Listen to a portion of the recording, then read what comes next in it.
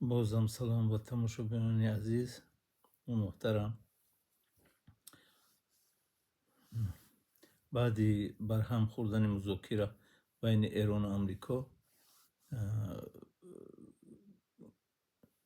علی اکبر ولایتی گفته است که تنگه هرمز همش در دست ما است.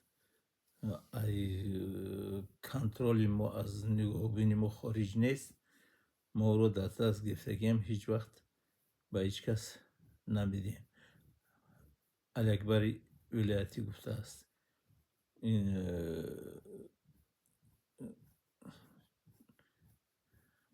خلاصی گپ که بعد همین برهم خوردن مذاکرات بین امریکا و ایران،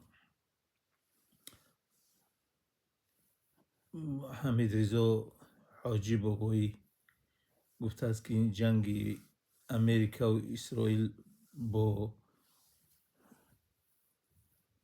مملکت اسلامی این جنگی فوندامنتالیستی است.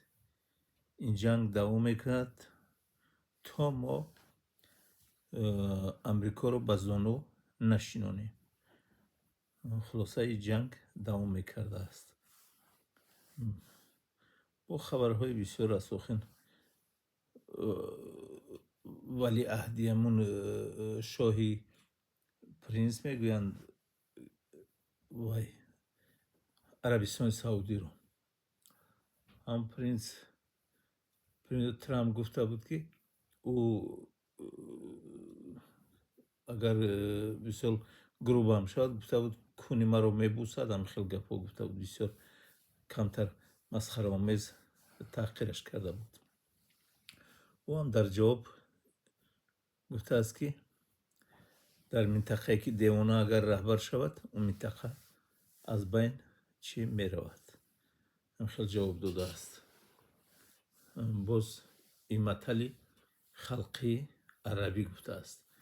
باز یک مطل دیگر گفته است خلقی عربی که چی بود؟ اگر در خر جواهراتی شاه را سلطان را اگر بار کنیم،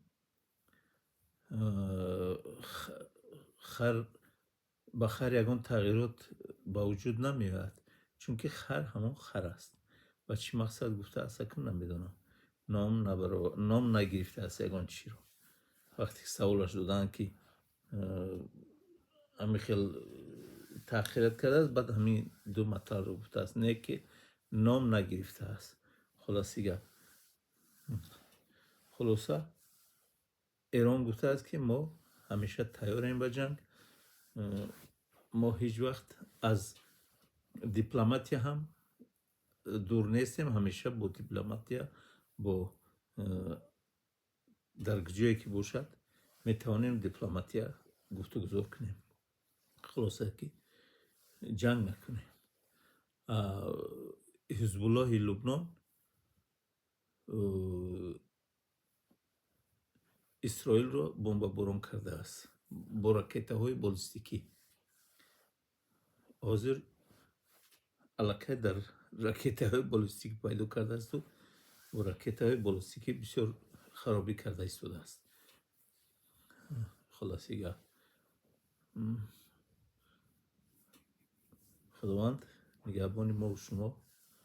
باز اگر خبرهایی که شد ما به شما میرسونیم و همیشه با خبرتون میکنیم. خدا نگهبانتون باشه. سلامت باشید.